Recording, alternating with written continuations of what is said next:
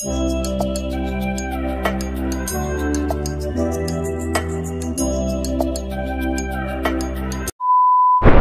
nandito tayo sa may open canal. Pupuntahan ko nga pala ngayong araw yung Alapan. Ganito yung daan dito sa may open canal na, oh. Inaayos na sila. Tapos kakaliwa tayo dito. So, nandito tayo sa may Malagasang Farm to Market Road. Malalaman mo talaga na nasa Cavite ka pag nakaganyan na yung mga kulay ng mga island. Ganda na ng daan dito. Tapos ang dami ng ilaw. Pagka Sunday, maraming tao dito. Yan, nagja-jogging. Kakaliwa tayo sa may gas station, alam ko eh. Ayan yung ano nila, munisipyo ng Imus. Ayan siya, oh. Yung building na yan, ang ganda. Talaga nag-i-improve ng Cavite. Tapos ayun yung oval. Kaso pwede lang pumasok dyan mga taga-Imus. Eka, parang naliligaw na ata ako. Parang nalayo ko na. Kakaliwa sa may gasolinahan yun. Baka dito sa Caltex. Ayan, dito na nga. Pasok tayo dito. Nandito na tayo sa may Bukandala, Alapan Road. Yan yung may flagpole na yan, oh. Ano ba yun? Parang umiksi yung flagpole. Alam ko mataas yun eh. Ito na, oh. Yung nakalagay na Imus. Open daily 5 AM to 7 PM. Oh, pero saan ako papasok? Saan ang entrance nito? Alam ko dito yung entrance noon eh.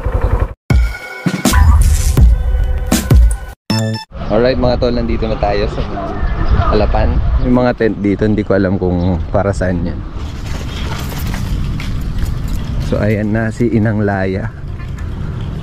Nandiyan na siya nakapwesto. Ito naman yung flagpole. Parang bumaba siya. Parang dati sobrang taas ng tingin ko sa kanya. Ngayon parang maiksi na lang. Nabuo na rin yung mga ano, yung mga nasa gilid niya na para mahagdan. Dati wala pa yan.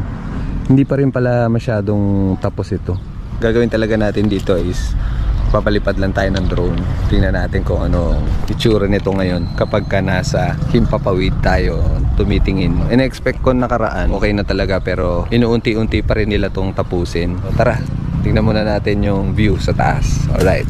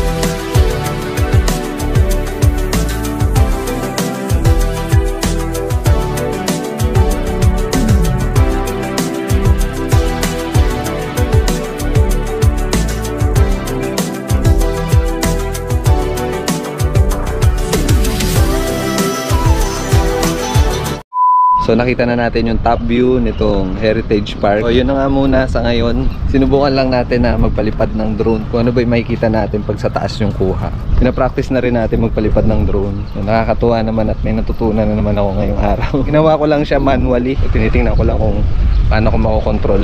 Pinag-practice lang natin tong part na to. Pero salamat dito sa part na to na pag-practice ako. So hanggang dito lang tong video na to mga tol. Maraming salamat sa panonood. See you next vlog mga tol. Adios!